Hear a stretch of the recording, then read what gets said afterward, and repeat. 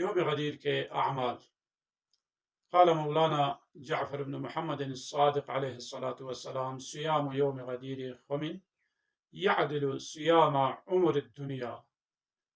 لو عاش إنسان ثم صام ما عمرت الدنيا لكان له ثواب ذلك وصيامه يعدل عند الله تعالى 100 حجة و100 عمرة في كل عام مبرورات متقبلات۔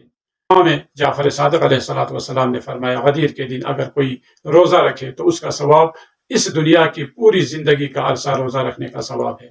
کیونکہ یہ اللہ تبارک و تعالیٰ کی بہت بڑی عید ہے، اور اللہ تبارک و تعالیٰ نے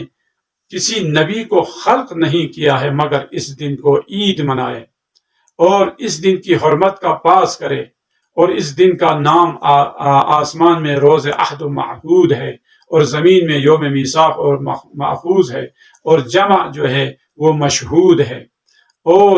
جو بھی اس دن 2 رکعت نماز پڑھے اور غروب سے آدھا گھنٹہ پہلے غسل کرے اور اللہ کی بارگاہ میں دعا کرے اور 2 رکعت نماز پڑھے اور ہر رکعت میں سورہ حمد اور 1 مرتبہ اور سورہ اخلاص جو ہے وہ 10 مرتبہ اور آیت الکرسی 10 مرتبہ اور سورہ قدر 10 مرتبہ پڑھے تو اللہ تبارک و تعالیٰ کے نزدیک 1,00,000 حج اور 1,00,000 عمرہ ادا کرنے کا ثواب جو ہے اسے عطا کرتا ہے، اور اللہ تبارک و تعالیٰ سے جو بھی دنیاوی اور اخروی حاجات طلب کرے گا وہ سب انشاءاللہ وہ حاجات پوری ہوں گی۔ اور جو بھی کسی مومن کو اس دن کھانا دے گا تو اس کا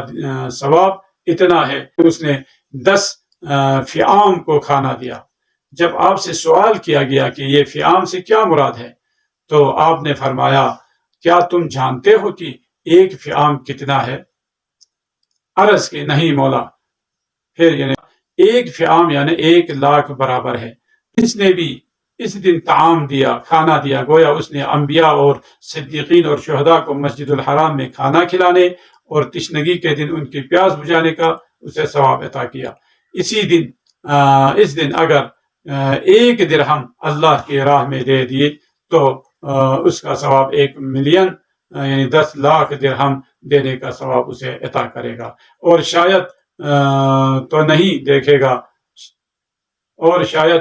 دیکھے گا اس دن سے زیادہ بفضیلت کسی اور دن کو اللہ تبارک و تعالیٰ نے قرار دیا ہو۔ اور 3 مرتبہ قسم کھائی واللہ نہیں، واللہ نہیں، واللہ نہیں، اور تم پر فرض ہے کہ جب اس دن ایک دوسرے سے ملے تو کہیں اس دن کی حمد کرتا ہوں کہ جس نے ہمیں اس دن کے ذریعے عزت بخشی اور اپنے لیے کیے گئے وعدوں کا وفادار بنایا، اور اپنے ولی اور صاحب عدالت کی ولایت کا وفادار بنا کر ہمیں مورد وثوق بنایا، اور ہمیں قیامت کے دن روز جزا کے انکار کرنے اور جھٹلانے والوں میں سے ہمیں قرار نہیں دیا۔ اسی لیے یہ دعا پڑھنا: الحمدللہ الذی جعلنا من المتمسکین بولایت علی بن ابی طالب علیہ الصلوۃ والسلام۔ والسلام علیکم ورحمۃ اللہ۔